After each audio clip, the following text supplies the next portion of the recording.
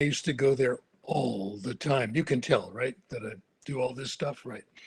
Anyway, the problem is that it takes about 40 minutes to drive there, and I was doing it twice a week.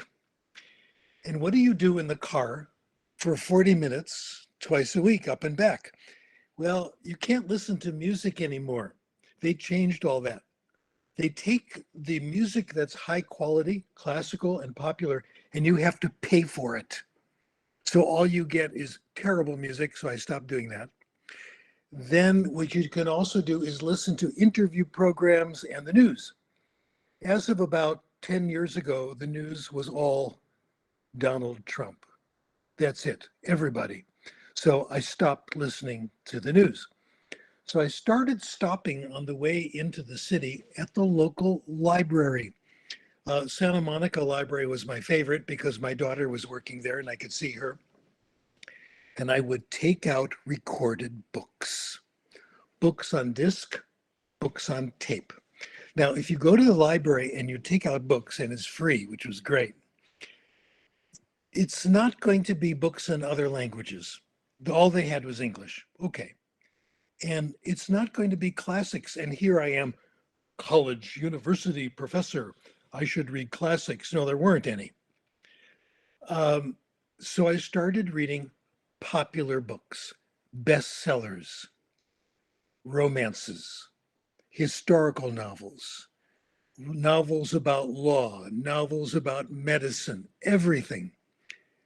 And guess what? They're pretty good. In fact, there are a few exceptions, but most of them are quite good. The first one I took out of the library, you know what it was. Of course, it was Harry Potter. I have heard all 7 Harry Potter novels on disc, which I got from the library. Wow, Harry Potter is wonderful. My goodness. And you know, it's all about education. It's all about Hogwarts and the relationship among the kids and Hermione and Harry and all this stuff. Good teachers, bad teachers. Amazing. After that, I did all 7. I started listening to Hunger Games. I decided Hunger Games was about education because here's the plot in Hunger Games. They take one small city and they have a champion from the city, and the champion has to fight to the death against the champion of other cities. And the winner, that city gets rewarded. They get all kinds of prizes and food and banquets, and the others get nothing. I decided that's exactly what happens in education. When we get grants, you give one school or a district a special grant to build their library, their extra teachers, and the others get nothing. We are not competing against the other schools. We're in this together. I think it sends the wrong message. In the second cycle of Hunger Games, the coach tells the star, remember who the enemy is. The enemy is not the other cities. The enemy is the capital, who makes you fight against each other to the death. I found this to be great, great literature. I'll give you another example. About 25 years ago, I was forced to be on jury duty. Every so often, if you vote, you go on jury duty. And the jury I was on, because I'm big shot PhD college professor, they made me the foreman of the jury. I was the boss of the jury. I did my best. It was a problematic case. I didn't quite know what to do. After that, about a year after that, I read a book I listened to a book in the car by John Grisham called The Runaway Jury. It was all about being on a jury. If I had read that book before I was the head of the jury, justice would have been served.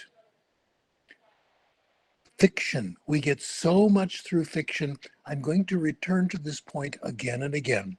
My focus today is on fiction, otherwise known as stories, otherwise known as literature.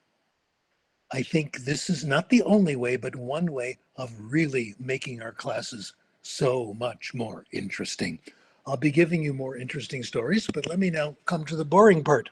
I'm going to review everything I have done for the last 45 years. Actually, it's 50 years now. I've been doing this research. My goodness. No wonder I wrote all these papers. What else am I going to do? My goodness. And I'm doing even more now because I'm home. I call it quarantine. I was in quarantine the whole time during the pandemic, and I'm still on quarantine. I love it. I don't ever want to go outside again. I tell people I'm home all day alone with my girlfriend, which is true. We've only been married now for 56 years, okay? And we're still having a great time. It's still absolutely wonderful. And I've been playing the piano. Actually, I've been practicing the piano for the first time. And again, as you can tell, I've been pumping iron, lifting weights a little bit every day, and I've been working. I've been working a lot and I give speeches, but they're all on, long distance like this one is. And I'm getting a lot of work done. I've been thinking a lot about Isaac Newton. Remember him? Isaac Newton and Einstein are considered the world's greatest physicists. Isaac Newton, during the time of the bubonic plague, stayed home. There were several months, he did it twice, while the plague was in London. People were dying. What did he do when he was considered a mediocre average student at Cambridge? At home, here's what he did. He invented calculus. He began the modern study of mechanics and physics, and he began the study of optics. This is my hero, Isaac Newton. I'm hoping I'm doing some kind of a job inspired by his model. Staying home all day, pretty much working the whole time has been terrific. So I think the last 2 years at home, more or less, have been worth about 8, 9, 10 years of ordinary work. And here's what I've been doing. I'm going to summarize the work in terms of hypotheses. Oh, don't give us hypotheses. Give us the truth. Well, this is all we have in science. A little bit of here's how science works. In science, we make hypotheses. That's it. We can never prove them. Did you know that? You get supporting evidence, but you can never get all the supporting evidence. And if you find one counterexample, your hypothesis is dead. Albert Einstein said that.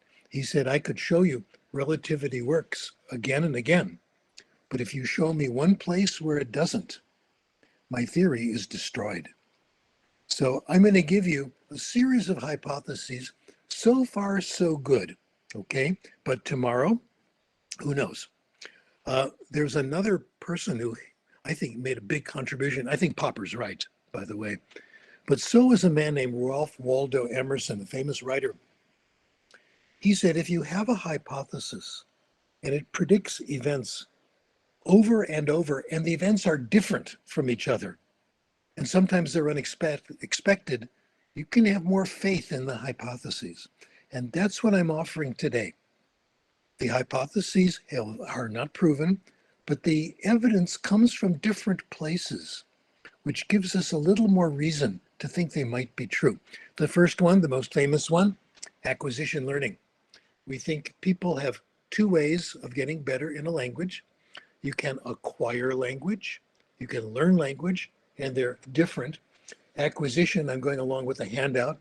Thanks again, Gabrielle, for taking care of this. Acquisition, we know, is subconscious in two ways. While it's happening, you don't know it's happening. And when it's finished happening, you don't know that anything is happening. You acquire things and you're not even aware of it. We think people are very good at acquiring language. In fact, I'm going to make the statement a little later. The language acquisition device never shuts off.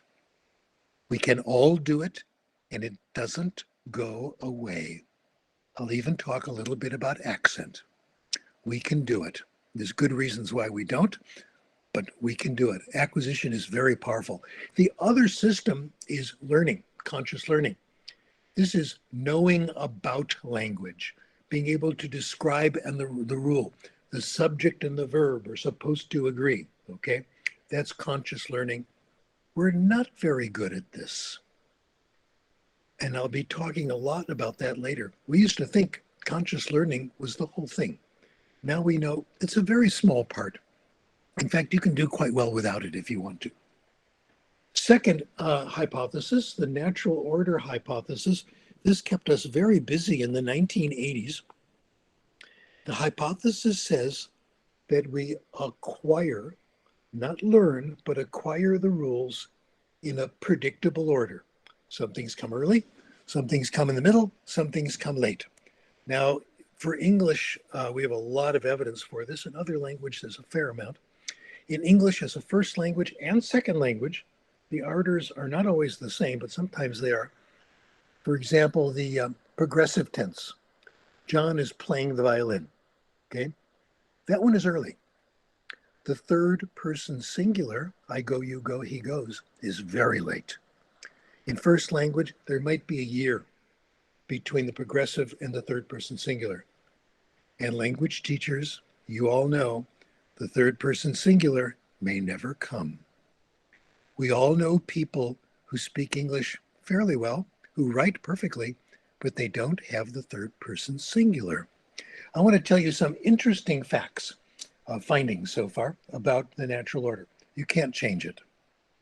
You can drill the third person singular all day long, but just like good wine, it will not be ready until its time has come. We can't change it. It's not simple to complex. The syllabi we have to teach from, sorry about that, begins with easy rules and then goes to harder rules. Well, the progressive tense is not easy, in fact, but it's late, it's early. The third person singular is very simple, but it's late. So it's not complexity, which messes things up.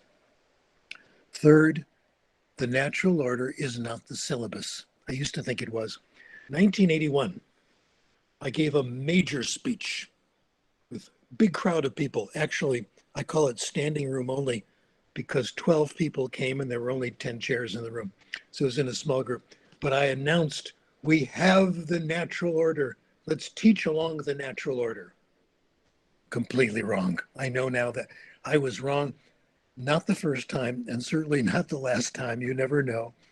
But the amazing thing is the natural order is not the teaching order. The natural order is the result of language acquisition. More on that later. Okay, what about grammar? Well, I have to do some rumor control. People say about me, they say a lot of stuff that isn't true. Okay. They say Krashen says you should never teach grammar. That it's evil. It's wrong. Teach grammar, go to jail. No, I've never said that. My real position is it's hard. It's very hard to teach grammar, and it's hard to apply the rules that you've been taught, and it's hard to learn them. It's very, very limited. We have hypothesized that there are three conditions if you want to use grammar. We think we use it as a monitor. While you're talking, you think of the rules and you make changes, or while you're writing. Very tough to do. Number one, you got to know the rules. We don't know all the rules, not even close. The famous linguists of our time say we have only described fragments of the language. Noam Chomsky doesn't know all the rules. Noam Chomsky knows more about English than anyone on our planet. He knows more about English than anyone who has ever lived, okay? He is for real, let me tell you. He has tried to describe English as a path to discovering universals, and he's been heroic. He doesn't know all the rules. The best language teachers don't know all the rules. The best grammar books don't have all the rules. Our best students don't understand all the rules, and they don't remember the rules that they do understand. So we're dealing with a very, very small part of the language. Also, if you want to get grammar right, While you're speaking, you've got to be thinking about getting things right. It's hard to talk and think about grammar. It's kind of like patting your head and rubbing your tummy at the same time. It's unnatural. It's very hard. I know what you do. This is confession time. I'll tell you what I used to do and that you still do. Watch out. And you know it's it's a dead end. You plan your sentence while the other person is talking. You know that it's dangerous. You come out with a perfect sentence, but you weren't listening. And the sentence you just said doesn't make sense anymore. Those are the dangers. So grammar is really, really tough. These three conditions, know the rule, be thinking about grammar, and also you need time to drag the rule up and apply it. The only time these conditions are met is when we give people a grammar test. You've studied the rule, you've time to think about it, and you can think both about grammar at the same time and correctness. We have found in our studies, even when you give people a grammar test, they don't apply all the rules. They don't know all the rules. This is really, really, really tough. Okay, how do we acquire language? If it's not grammar, how do we do it? Let me demonstrate this by giving you a very quick lesson. I'll use a language that some of you may know, a few of you know, some of you may have studied, and you can tell me which of two lessons is better. Here's lesson number 1. Wir werden jetzt anfangen, Deutsch zu lernen, und ich möchte im Voraus sagen, dass nach meiner Meinung Deutsch ist eine sehr schöne Sprache und ich hoffe, dass Sie alle sehr viel Erfolg mit Deutsch haben werden. What do you think? Good lesson so far? Think if I kept talking to you like that, you'd pick up German? No. How about if I repeated it? Would that help? No. How about if I said it slower? That was actually pretty slow. How about if I said it and you repeated it? How about if I wrote it out and you copied it down? None of those things help. None of those things mean anything. Here's lesson number 2. Das ist mein Kopf. Verstehen Sie das? Ja, Kopf, ja. Und hier sind meine Ohren. Ohren. Ich habe 2 Ohren. 1, 2. 2 Ohren. Und hier sind meine Augen. Augen. Ich habe 2 Augen. 1, 2. Ja. Und hier sind meine Brillen. Ja. Und hier sind meine Zigaretten. Meine Zigaretten. Ich habe keine Zigaretten. Zigaretten sind nicht gut. If you understood lesson number 2, not every word, but more or less, I did everything necessary to teach you German. I will now reveal to you the most important insight I have learned about about how language acquisition works. We acquire language in one way, and only one way, when we understand it. That's it. We acquire language when we understand what we hear, when we understand what we read. Not every word, but more or less. If you understood what I've been saying, you acquired some German. And guess what? You can't stop it. You acquired a little German, whether you liked it or not. Wow. Given comprehensible input, you must acquire. You have no choice. That's the way the brain is made. We think language acquisition, number 1, is effortless, takes no work. You just had to listen to me make some silly jokes in German. And number 2, it's effortless. Our language classes should be a lot more fun, I think. Okay, that's the goal. Okay, a corollary. If this idea is true, comprehension, talking is not practicing. I'm letting that sink in. Talking is not practicing. If you want to improve your French, It will not help you to speak French out loud as you walk and go for a walk. It won't help. But if you listen to French and you read French, etc., you will slowly start to get better. Now, I remember this happened to me and this happened to you. You were teaching a class and you were, say, a beginning English class, and you were telling a story. And your supervisor walked in and said, "No, Juliana, that's wrong. Uh, they have to be speaking, not you, okay?" You were right. The supervisor was wrong. It's the teacher talk that really counts, not what the students say. Talking, being able to speak, is the result of language acquisition, not the cause. Good grammar is the result of language acquisition. You don't first study grammar, practice it, get corrected. No, it's the result of language acquisition. So we have turned this around. I want to illustrate, not only does talking not really help directly, but it can actually make you quite nervous if it's done too early. If you're forced to speak and you have to use language that you've learned, not what you've acquired, it makes you nervous, makes you upset. I'll tell you when I first had this idea. This was now 55 years ago because my daughter was 6 years old and she's now 51. Isn't that great? Anyway, she's still adorable, in my opinion. My wife thinks so too. Anyway, she was I brought her to a neighbor's house where they had a 5-year-old child and they would play together. And I was supposed to come back after an hour and take them both to my house. We lived on the same block. We knew these people very well. So I left my daughter there with this very good friend and lovely child. And I was, oh no, I came back to pick up my daughter. And my neighbor said, "Wait, before you go, I've got to get something from the kitchen." She went into the kitchen, got a glass of water, took a pill, took it really quickly. And again, we were good friends. So I said, "What was that?" "Valium." That's like Prozac, anti-anxiety medication. And of course, we were good friends. I said, "Why are you taking Valium?" "I have to go to my Spanish class. It makes me so nervous. It freaks me out." "What makes you nervous about Spanish class?"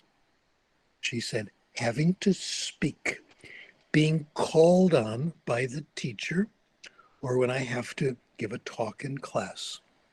That got me very interested. That was the beginning. I started looking at the research on anxiety. No question, speaking is the number one cause of anxiety in beginning language classes. A couple of quotes from Price's study. The greatest source of anxiety, having to speak the language in class. Another one, Lagransaco, for every student in his beginning French class, speaking was the highest anxiety-provoking activity. So not only does premature speaking, we call it forced speaking, doesn't help, but it's very, very uncomfortable. Okay, some more features of language acquisition. Friend of mine, Leonard Newmark, pointed this out. If this is right for comprehension to work, what you say to students has to be interesting. Haha, of course. Well, not only was Leonard right, but I'll push it a little farther. Not only interesting, but very interesting. The word I like is compelling. How about that? Compelling means so interesting you forget that it's in another language. That's what I try to do with the German example. It's pretty tough to do with a beginner, but that's our goal. In reading and or advanced classes, you can do that all the time, and it's happened to you and you've done it. Another feature, language acquisition is gradual. We don't give kids a word to learn in class and expect by the end of the period they've mastered it.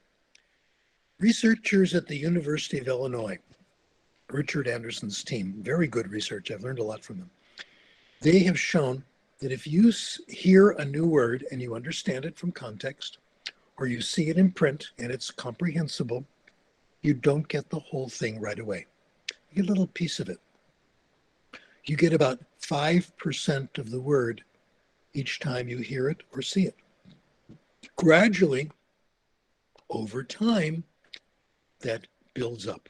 But so it's going to take 5, 10, 20 times before you kind of get it spread out over time, not all at once, okay? Now, can we trust context to help us? People say, no, you can't trust context. You have to tell me the definition, then I'll know it. Not from context, because it'd be wrong. And here's the example that they always use. They show you a picture of someone like this, finger up. They say, there's the context. Now, you don't know if that means hand, finger, pointing, 1 o'clock, could be any of those things. But in general, context is quite helpful. And it's helpful enough, otherwise people would never acquire language. One study, for example, the one I put on the handout.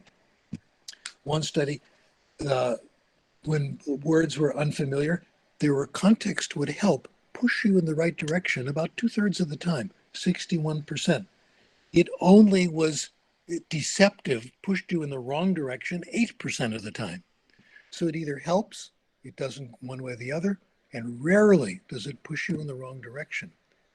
Again, otherwise, people would never pick up languages because not all that stuff is going to be translated. We get most of it from context. Okay, now it's time to talk about application. And I'm introducing a new vocabulary word for you. Let me give you some advice, you guys. You want to be invited to give talks like me? You want to be famous like me? Here's the secret. Invent new terminology.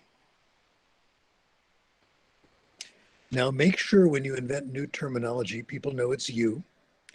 And make sure the new term is not too clear, okay? So people think you're a lot smarter than they are. That's the idea. So that's what I've done. It turns out all the new terminology is clear, but you don't know that at first. The new term is the conduit hypothesis. Now you have no idea what I'm talking about, so this is very successful. It's a simple idea. It means we go through stages, and each stage is a passageway, a conduit to the next. I'm going to show you the 3 stages. The first one, stories, listening to stories. The second, reading stories, lots of reading, and easy stories that are comprehensible. The third one, the real world, where again, literature is the best way around this, I think. Let me tell you about the stages as I've seen them. The first stage, stories, first language, we all know this. If you're mommies and daddies, you know all about this. Children love to hear stories. They love to hear mommy and daddy tell stories. 90% of children will tell you they like to hear stories. The 10% who don't, the parents don't like to tell stories. General universals, okay? We all grew up with it, okay? In classes, my colleague Benico Mason has developed a very good application of this. It's not the only one. In fact, most beginning methods now are based on some use of stories in the beginning, which I think is very, very healthy. In Benico's methods called story listening, she uses it at the university for English as a foreign language, and her stories there are based on Grimm's fairy tales. Stories that she says have stood the test of time, that are quite interesting. She prepares the story in advance. She goes over it herself, picks out the words that she thinks might give students a problem, and rehearses drawing a picture or an explanation to make the words clear. So the story listening as she does it is Benico Mason telling a story, drawing pictures to help, using context to help. Here's what she's done this over and over. It's been replicated. Go to benicomason.net and you'll find a lot of good studies. She has done studies where the usual pattern is you do the stories, you know there are new words that they probably don't know, and then 2 weeks later you test them on the new words. And they have picked up at least a bit of some of them, no question. You do another condition and you add vocabulary building activities, which we've all done. Write 3 sentences with every word. Draw a line from the word to the definition. Okay. You do that, they do a little better, but in terms of time, they don't, because it takes a lot more time. In terms of number of new words acquired per minute, you're better off with just stories. What do you do after a story? Should you drill the new words? No. Tell another story. Tell another story, and you're guaranteed that the important, frequent words will be there. You know why? Because they're frequent. Frequent words come back a lot. That's what frequent means. We don't have to make sure certain words are there. Keep telling it. You get more and more and more. So the goal is not to remember the words. The goal, we want the students to enjoy the story. Make the story so interesting that the students will be absorbed, it will be compelling, and they'll acquire. So far, it's been quite successful. That's stage 1. Stage 2 is reading.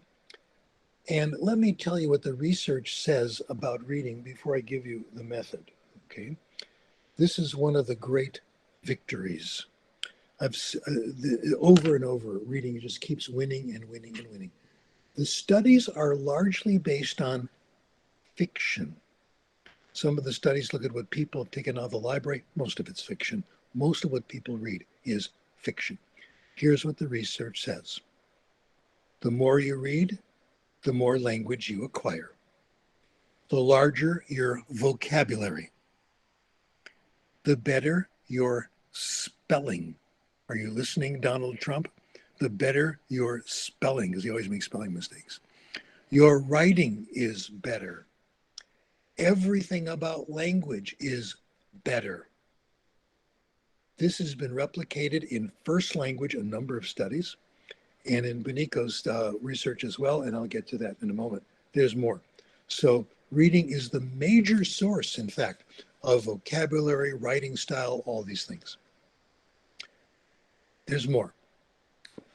People who read more know more. And this is mostly fiction. This is kind of exciting, isn't it?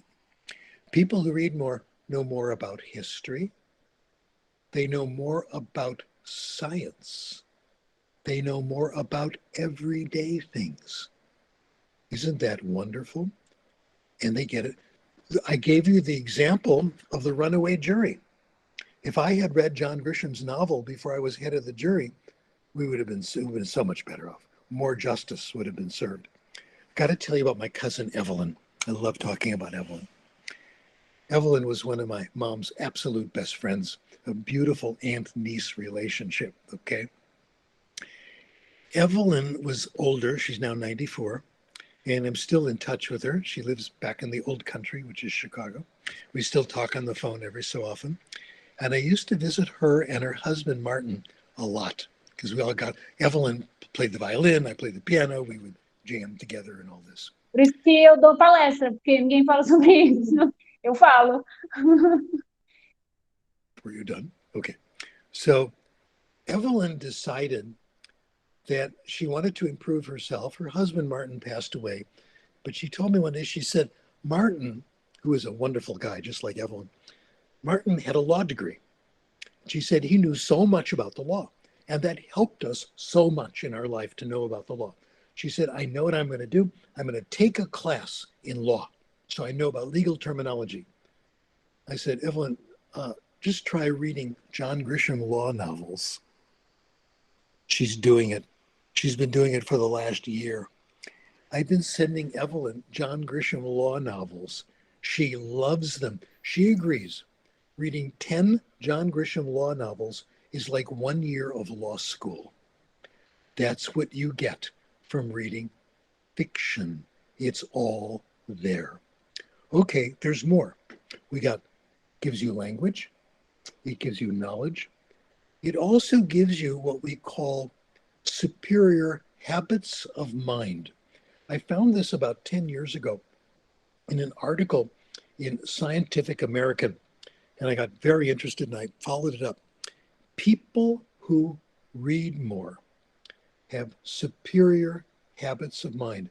Number one, they understand the world is complicated, and they avoid simple solutions.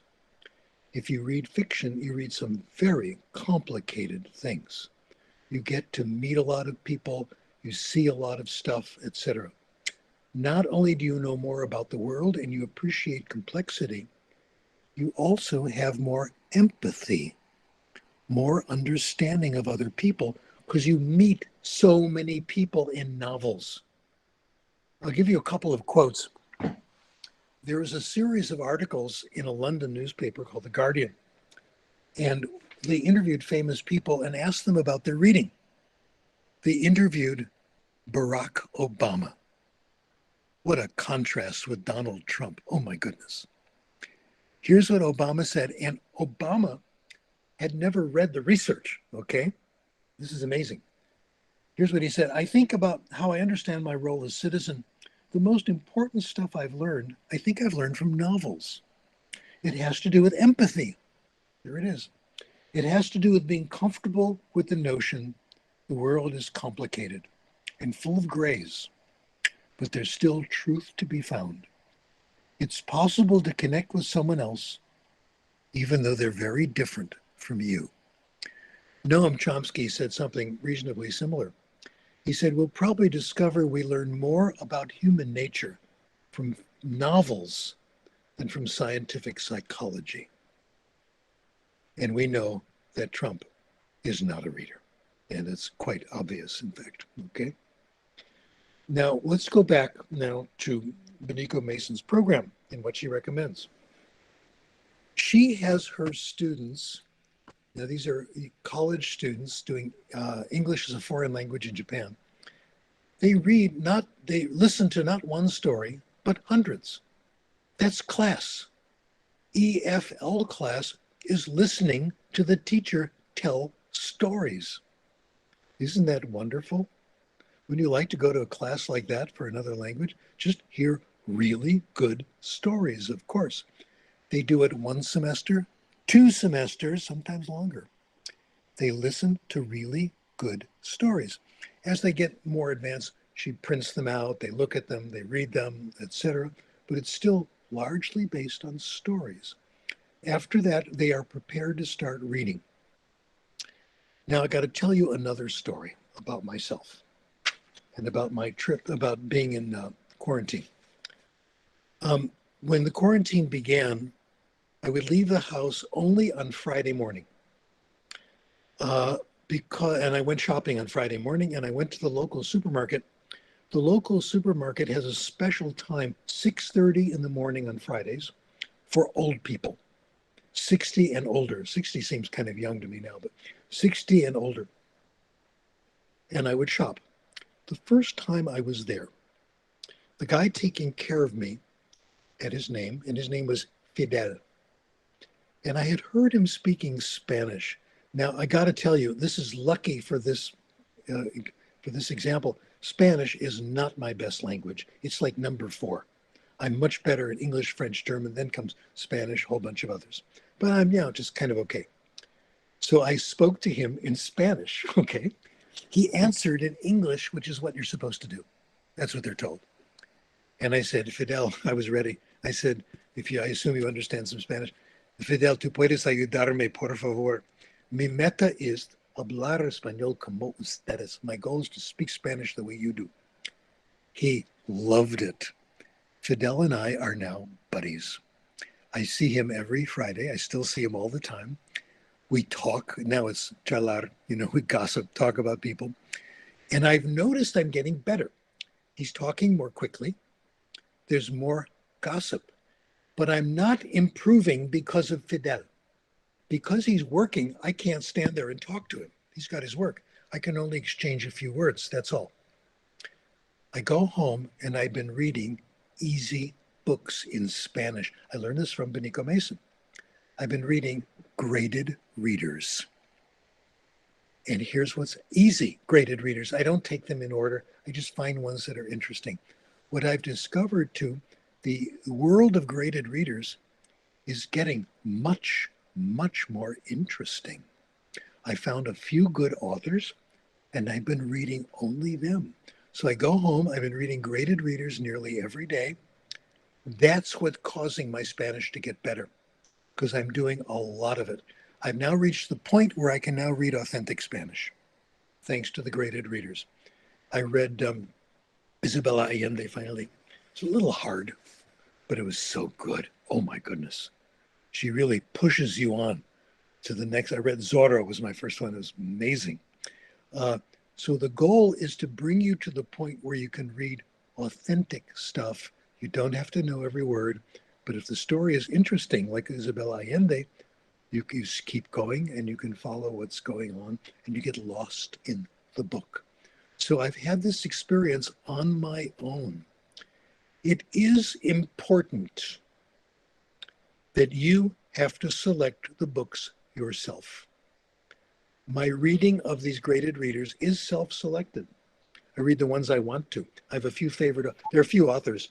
If they write one, I'm there. I read it regardless because it's just about always interesting.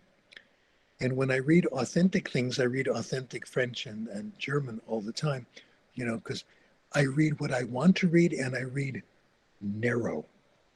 In French and German, I basically read science fiction because that's what I like. I found an author in French who writes these really thick things. Same thing in German. Confession. I read translations of Star Trek novels in English because I really like the topic. I'm not embarrassed. I don't care. I'm reading one now. It's really good. Okay. I read what I like. And there's enough there. I haven't spoken German regularly since 1962 when I was in Europe. And it's still okay. When I speak German, it's fine because of all the reading. It really, same thing with French. I rarely speak these languages, but they're there at my fingertips. Comprehensible input does the job. Well, there have been other studies that basically show this. Other studies that show when you compare people in various groups, the ones who do self-selected reading do better. The ones who do a lot of it. But I'd like, instead of going through the research with you, to share one more example. And I'll tell you about me, and my prediction is this is you too. When I was in secondary school, I took the required English classes. One year we read all of American literature.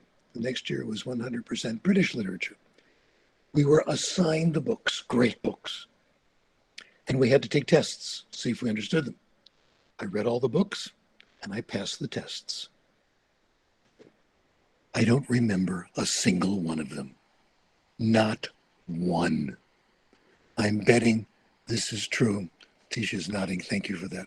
Okay, that's good. That's exactly what happened to me.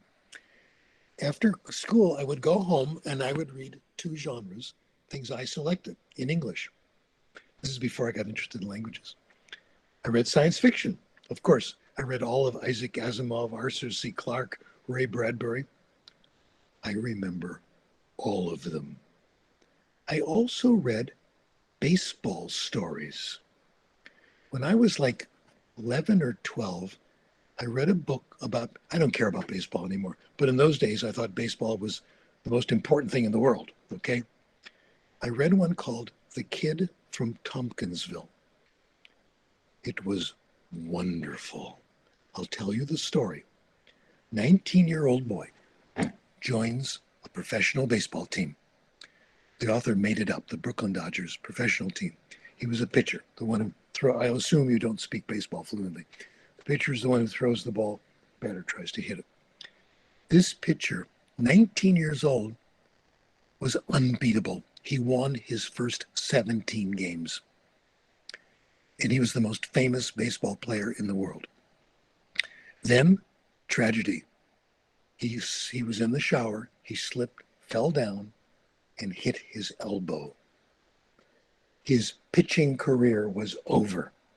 The doctor said, you can throw the ball, but not fancy like you do in pitching. He couldn't pitch anymore. It was done. He came back the next year as an outfielder where you could hit too. He was a very good hitter.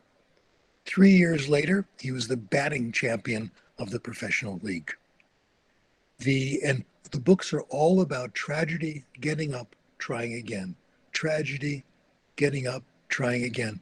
One reviewer said The Kid from Tompkinsville is the book of Job for boys, the book of the Bible where Job is always being tortured by the devil, but Job still comes back. Now, I've got a friend named Seymour. I promised Seymour I would tell you about him. Seymour was my doctor once at the medical center. He retired, and we always talked about baseball. And Seymour was a great guy. I always enjoyed seeing him. And I ran into him once. He says, let's get together and have coffee. We got together. We still meet. We still talk, only, on email and all that. Together, we reread all of John R. Tunis's books, and we discussed them with each other, okay? We are reliving the lessons of the past, and it is still absolutely fascinating. We are discussing great literature.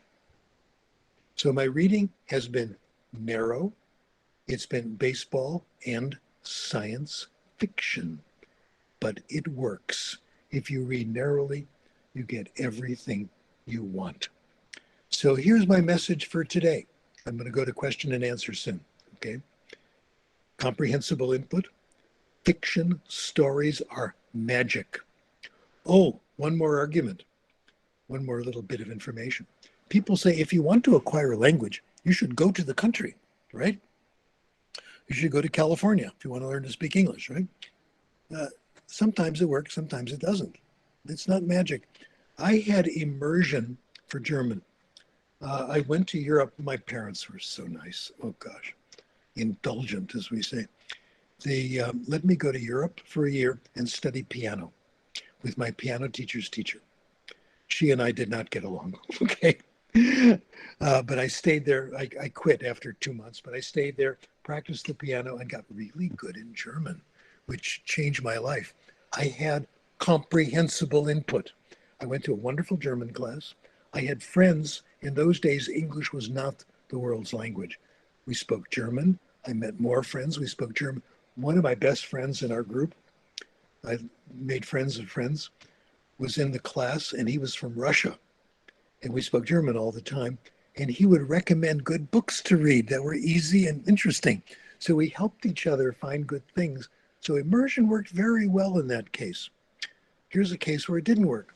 I have probably spent 3 months of my life over the years in Taiwan, in Taipei.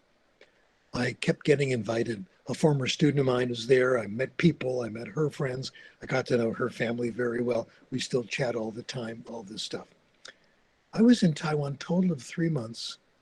The only thing I learned how to say in Chinese was ice cream, bing xiling. That was it, okay? Because everyone spoke English to me. I didn't hear any Chinese, any Mandarin that I understood. Now, since then, I've made progress in Mandarin because of comprehensible input. I've gone to many programs where they give Mandarin demos, and I've gone to I'd say about 10, 15 hours of Mandarin through the demonstration lessons. My teacher was Linda Lee, who was a wonderful teacher. And I made friends with a woman named Haiyun Lu, who teaches Chinese Mandarin classes in Milwaukee. And this is really a good pal, let me tell you. And her school was a private, wealthy school. She could record all her lessons so the athletes could watch the classes when they missed class, when they had like a football game. So they were very important to the athletes. She sent me all the tapes. I had another like 20 hours of Mandarin input, and I found graded readers. I started reading graded readers in Mandarin, all in Romanized print, okay? Not in the Mandarin characters. I would read the same ones. Haiyun wrote a few of them. They're very good. Linda Lee and I wrote a couple. And of course, I read them over and over. So I probably had the equivalent of maybe a semester of Mandarin, but all totally comprehensible.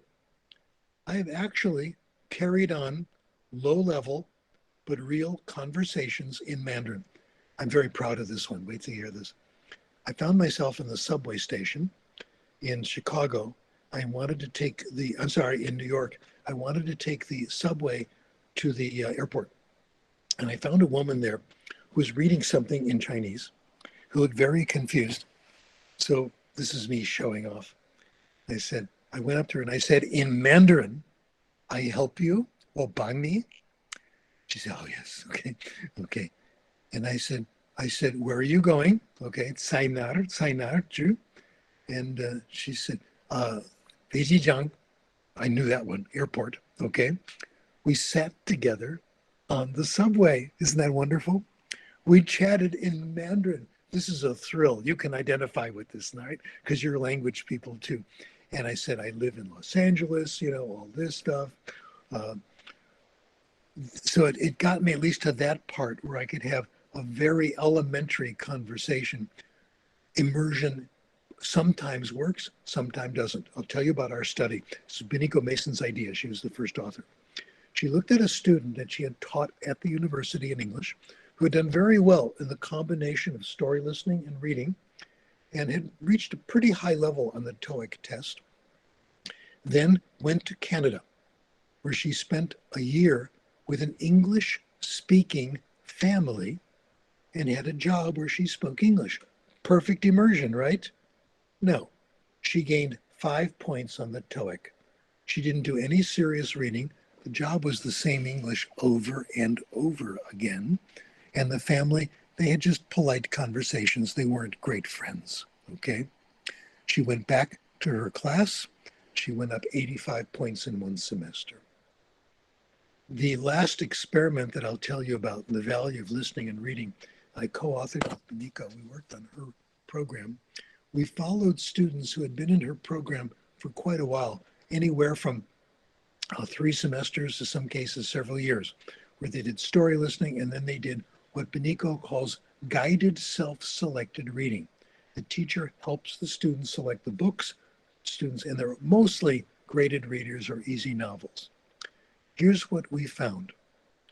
For every hour, every class you're in, the students gained a little more than 1/2 point on the TOEIC examination.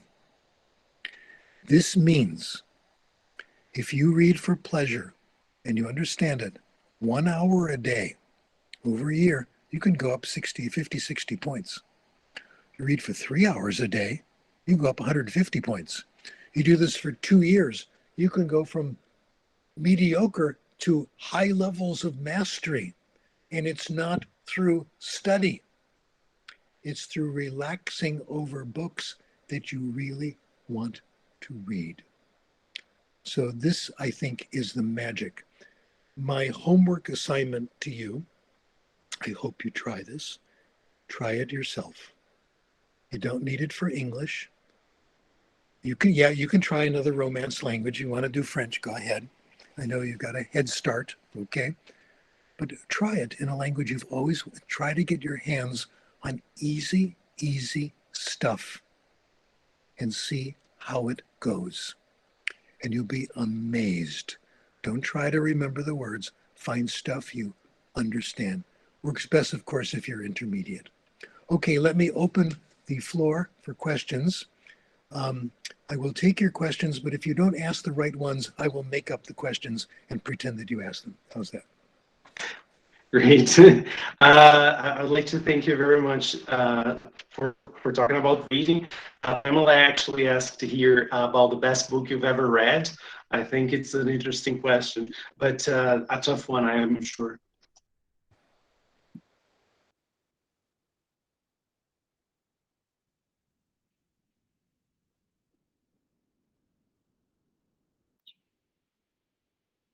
Yeah, Pamela, I don't think you're going to know the answer quite tonight, but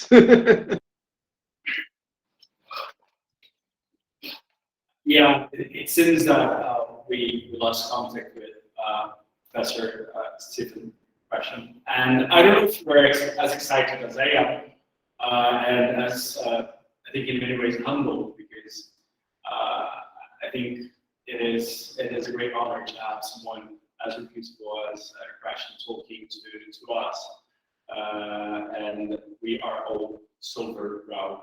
So I'd like to thank you for joining us today, and we still have a very long way to go. I've got a very full day tomorrow. We begin the day with Scott Thornbury, and we wrap up today with Vinny. Vinny's at the end of the day. It's our closing plenary with a lot of stuff going on in between those two plenaries. He's back. We've enjoyed the day so far. Yeah. Have a fantastic end of day. Paulo, he's back. Don't we want to ask the questions? Oh, he's back. He doesn't hear. Yes. All right, Okay. so we are wrapping up. Yes. Here we are. You can hear me? Good. Now I want to hear you. You can post the questions. Why don't you post your questions? They're sending here over chat. I'll read them out so you can insert them.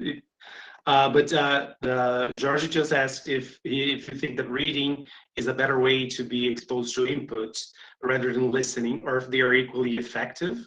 So if you think that if reading is going to substitute, or if it's equal amounts that should be.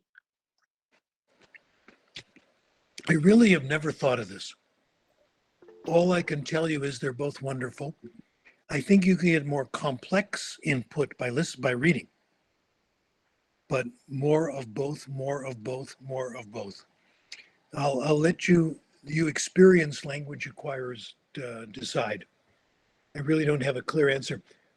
We now have audiobooks, which are, very helpful. So, okay, give me a question I can answer. All right, so Carla here asked how you feel today about the effective filter hypothesis. So if you still feel that it's, I'm assuming, if you still feel that it's relevant and something that can be measured or. Good. Thank you for reminding me. This is a good one. Yes, I still think it's real, but let me tell you about another filter. The question I brought up before, which I never talked about, I claim the language acquisition device never shuts off. That means you all have perfect English accents. Isn't that interesting? The perfect accent is inside you. I'll tell you what happened, why I got this idea. It happened years and years ago when I was teaching in Addis Ababa, Ethiopia.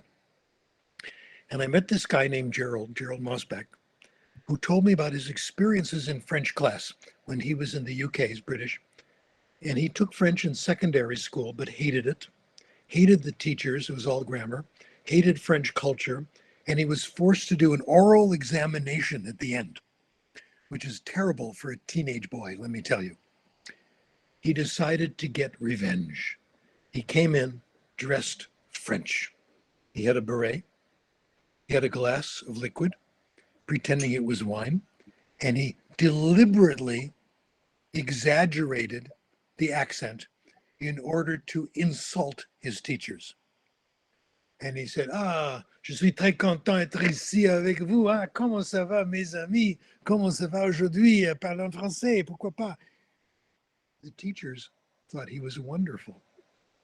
He said, your accent is much better now than it was in French. In fact, it's nearly perfect. Get the point? The perfect accent is outside, is inside. We don't use it because we feel silly.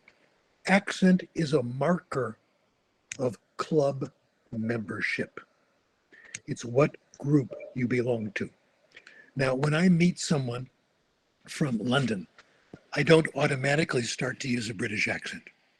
I could, okay? Just like you guys, you speak Portuguese that's spoken in another part of the country or Portugal, you can imitate it, but you don't, because you're not a member of that club. Just like clothing, it marks you as who you are. Peter Ustinov, great actor, British actor. When he's in a French movie, I've seen him in French movies, he's very convincing. His French is absolutely perfect. French people have told me that, absolutely. But he says, I can do that in a movie, but I can't do it in real life. In real life, I have an accent. The perfect accent is inside us. We don't use it for very good reason, because we are not members of that group. So it's there. That's pretty heavy, huh? Accent improvement classes have never worked. When people go to accent classes, they don't want to improve people understanding them. They want to sound like members of the group. That's what it's about. Okay, next question. Do I think music is as important? I don't know. Oh, error correction. That one I do know. Let's talk about error correction. Error correction. Thank you, Nicole. That was a great question. Great questions are those I'm prepared to answer. Okay, so that's a good question. Error correction is aimed at conscious learning. When you make a mistake and someone corrects it, they're really telling you, think of the rule again and correct it. So if I say, I goes to school every day, and the teacher says, no, I go to school every day. I'm supposed to think, oh yeah, that S doesn't go on the first person, goes on the third person, singular. Error correction. If you read the papers of John Truscott, Truscott, John Truscott, study after study, it doesn't work. Either there's a small gain, or sometimes people actually get worse. There's no evidence that it works over time. I like to quote one of the world's famous polyglots, Lom Kato, Catherine Lom. I met her before she died in Hungary years and years ago. She spoke 17 languages. Wow. Every language I knew, she knew better. Okay. Anyway, I asked her about error correction. She said, great comment, error correction can make you sick to your stomach. She has her PhD. She had her PhD in chemistry. After that, she got interested in languages. She was translating at a conference from another language into English. And again, she knows chemistry. She had a slip of the tongue, not a real error. Instead of saying inorganic, she said unorganic. She said, my chief rival arrogantly corrected me. I was lost for the rest of the day. This is Lom Kato, one of the great linguists. There have been studies comparing, this is written work in first language, but I think the same thing might be true, comparing praise with no correction or correction but blaming students. Praise with no correction is much better. The evidence for error correction is not there, folks. You're better off giving people more input, more input. Error correction wants you to think about grammar.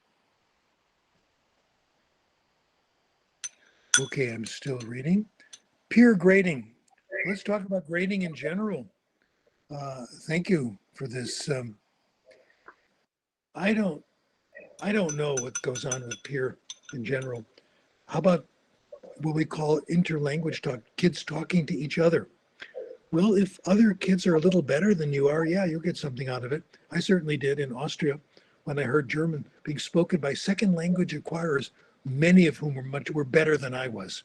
Okay, but eventually you got to get to the native speaker. I don't think peer correction helps because I don't think any correction helps that much. Do I think books should never be assigned? Not only that, when it comes to fiction, let's talk about fiction first. I don't like people recommending books. What I really hate is people giving me books as gifts. A book as a gift is assigned reading. I have a shelf. Garrison Keillor first said this. He has a shelf at home of all the books people have given him as gifts. And he says, when I walk by the shelf, I feel the books staring down at me, making me feel guilty because I'll never read them. You have to choose the books yourself. Now, there's one exception. There's one person, when he recommends a book, I read it right away because he knows me better than I know myself. And that's my son. He's always right. So I always do that. But nonfiction, I take recommendations very seriously. Dushan Ashtari, my colleague here in California, has recommended books to me. They've been wonderful because they've been professional. That is important. There's things that I really need to know. But fiction, no, I don't like assigned reading at all. Okay, unless a special person who knows. If my friend Seymour finds another sports books, I will probably read it. But in general, no. Great question. Okay, next. Am I researching anything at the moment? Of course, all the time. I'm researching, I'm changing, I'm revising, I'm making mistakes all day long, just like you. I'm constantly, right now, I'm preparing some presentations and I'm making new outlines. And as I do the outline, I make mistakes. I realize, no, that's not what I think. I go back, correct and correct. So I'm researching writing. What happens when we self-correct? What happens when we get a writer's block? I get writer's blocks every 2 minutes. I'm researching this.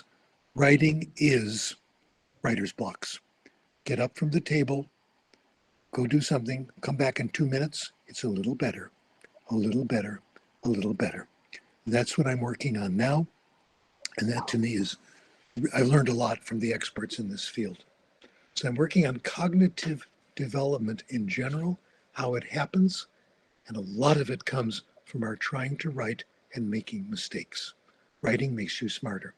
That's what writing's for. Okay, young learner language teaching. Stories, stories, stories, stories. Oh, gas. Nicole wants to know, what was my English class like? Just like my friend who humiliated the French teachers. They were horrible. I got a passing grade in high school French because I agreed never to study French again at that school. The teacher was very kind. He was a horrible teacher. They all were. It was all grammar. But he was kind. He says, I'm not going to give you what you deserve because I will spoil your chances of being accepted at the university. Okay?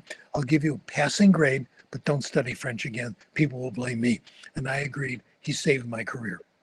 Today, my French is pretty good. It's okay. But yeah, that's classes then were horrible. And most classes today are terrible, in my opinion. Most classes are based on the same system we were using in 1941, okay, the year I was born. It's always the same. There are few people. And now, why is that true? Why hasn't the profession changed? Professor Krashen, you've been doing this for 50 years. Why don't people listen? Well, I'll tell you why. First of all, they don't know, and it's not their fault, because the research is buried in journals. The public doesn't know about it. When you do find the journals, and this will make you feel better, I find professional papers nearly completely incomprehensible. I try to read the same papers you're assigned in class. I can't. They're so boring. They're much too long, and they don't ever make the point. So I find professional writing to be really, really painful. They're too long. They're too complicated. They use tortured prose. Not only that, they're expensive. I can't afford to buy the books, as you heard. I can't afford to read the journals. I can't afford to subscribe to them. Nobody can.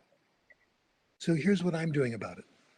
And those of you who are writing, making contributions, here's what I'm doing. I only publish open access. Open access, these are journals who don't charge readers anything. Free to publish, free to the reader, free to the writer. This is the future. And I think we need to do this because it is for the common good. Just like the vaccines have been made free of charge in many countries, I think scientific knowledge should be free of charge. I'm with Senator Bernie Sanders on this. It should be available for everybody. My articles are all short. I write articles, 3-4 pages. You don't go on and on and on, and you make it available. Now, it's going to be a long time.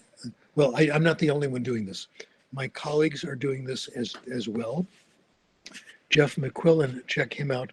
He has what's called a reading blog. His articles are all free of charge. He summarizes all the literature, makes it comprehensible, easy to understand. So this is happening more and more. The regular, expensive, prestigious journals, I think, are expensive and nearly worthless.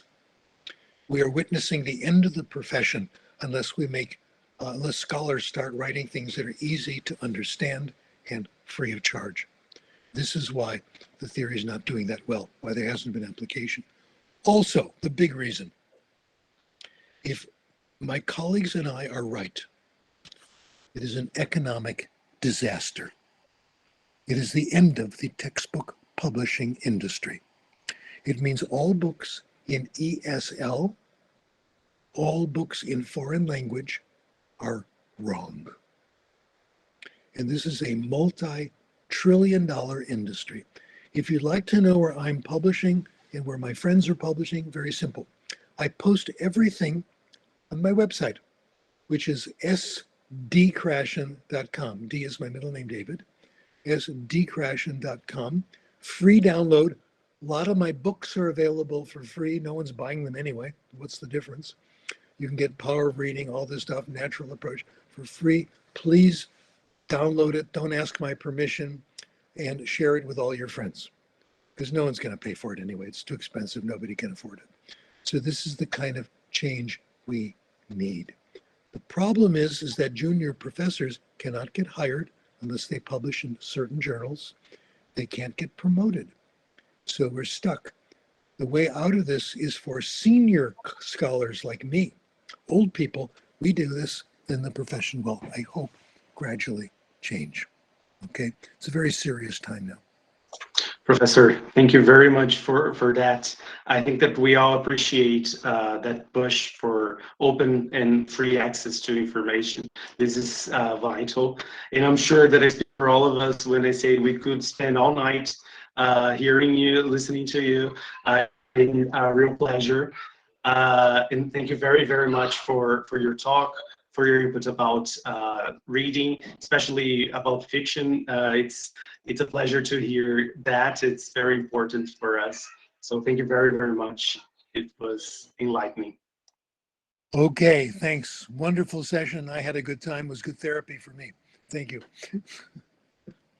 So thank you again, and thank you very much to our sponsors who helped us make this happen. And for all the participants, stay tuned. Tomorrow we start at 9 with Scott Thornbury. So the morning plenary will be with him. So we expect all of you tomorrow as well. Thanks again, and have a great Sunday. Okay.